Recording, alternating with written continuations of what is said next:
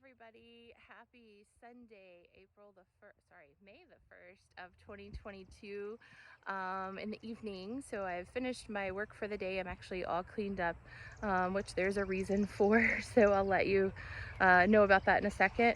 I'm actually on a positive note. We'll start with magnolias are looking fantastic this year. I've already got some buds. So I can't wait to see that. Other big progress.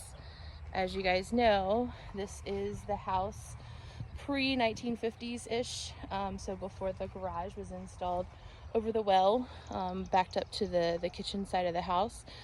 Prior to that, the garage was smaller and it was located kind of up this little area here. It was kind of a drive. So we are going to be putting a new garage in as soon as I can get a survey. So I'm waiting on the surveyor. At least in my experience, they will tell you they'll come and then you never hear from them again, or they just never call you back to begin with. But I'm on the list with one that came recommended, so fingers crossed all of that works out.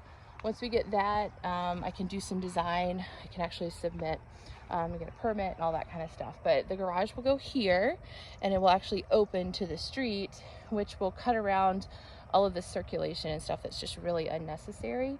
And I think it'll just be nicer to have more space in the backyard for entertainment and enjoyment.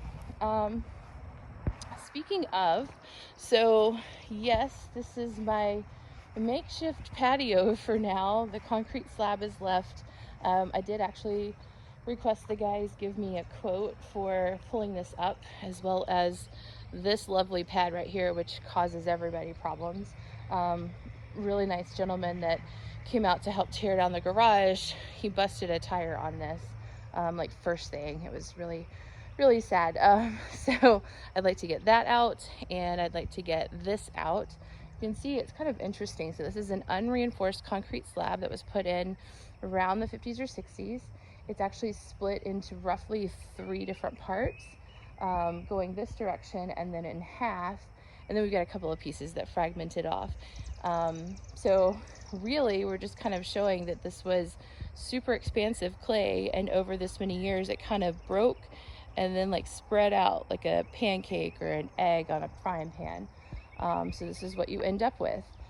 But yeah, as much as it'd be kind of cool to have a patio, and I'm going to put a patio here, this is not it. I don't want anybody breaking any ankles when we have a little outdoor garden party. So I do have a bistro set coming though. I'm really excited about that.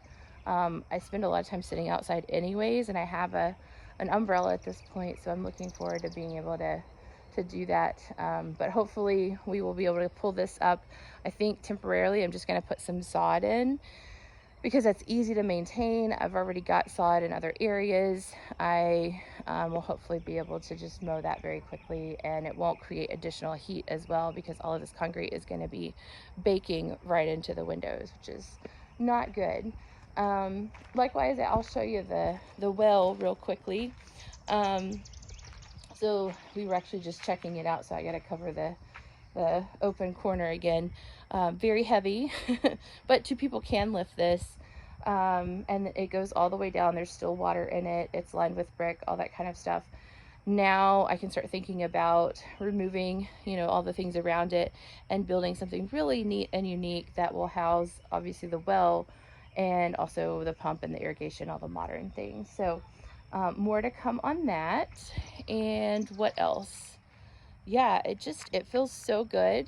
Even though I didn't get to quite finish everything, I had a little bit of a mishap. You can see here, this is a magnet. Everybody should have one of these. They're like 20 bucks. You can actually rent bigger ones as well. That's what the pros use. But I want to make sure that I demagnetize all of this area, pick up as many nails and things like that as possible, because someday I'd like little children to be able to run around back here barefoot. I might do that myself, and I really don't want anybody needing tetanus shots just for that.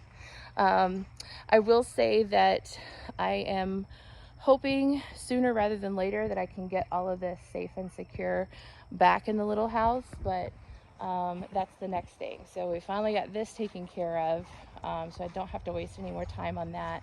Now I can really focus on the little house itself. So I still have tarps down with all of my shingles and things. I had hoped that I could fit them in the dumpster, but had kind of an unfortunate situation. And also, I just don't think that everything would have fit. I'd have to lob it over my head, which was starting to get kind of dangerous. So we're gonna scratch that idea for now. But I think I should probably tell you about the negative situation that happened.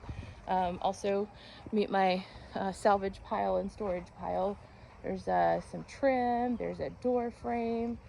This is a fantastic piece of 1x12, like the original hardcore stuff. Really tough, even when it hasn't been taken care of. But yeah, so I'm mowing because I haven't gotten to mow in the past week, and I noticed all the way up there, you can't see it anymore, but the grass was a beautiful darker shade of green, which is always a bad sign. So I try and use organic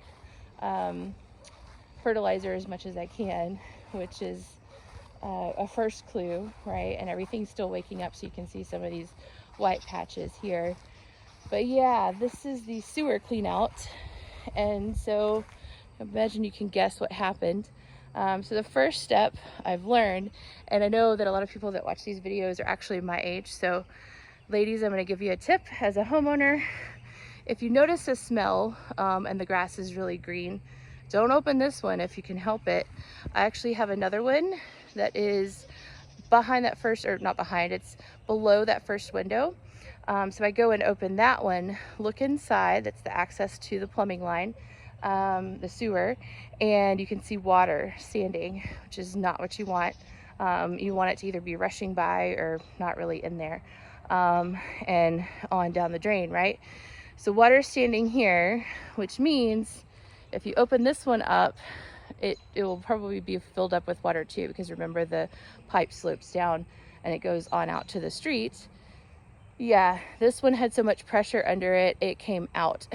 So I was covered in sewage, and that was it for me for the day. So as much as I would like to say I got a lot done, that stopped me. And frankly, it was okay, because you can probably see I used a bottle of sunscreen. So I don't think I'm actually sunburnt, but my face is completely swollen, my eyes are swollen, and I think all of that is actually allergies. So anyways, I have a call into the city. This has happened before, where they come and they clear a clog that's somewhere in the street area. So I know that in the past they've even had somebody flush a t-shirt down the toilet. I don't know, there's got to be a story behind that, but it wasn't me. Anyway, so that's the next thing I get to deal with on Monday morning, and honestly it could be worse. I'm glad I'm not having to deal with it just yet, but yeah, you guys take care, have a fantastic rest of your weekend, and we'll talk soon.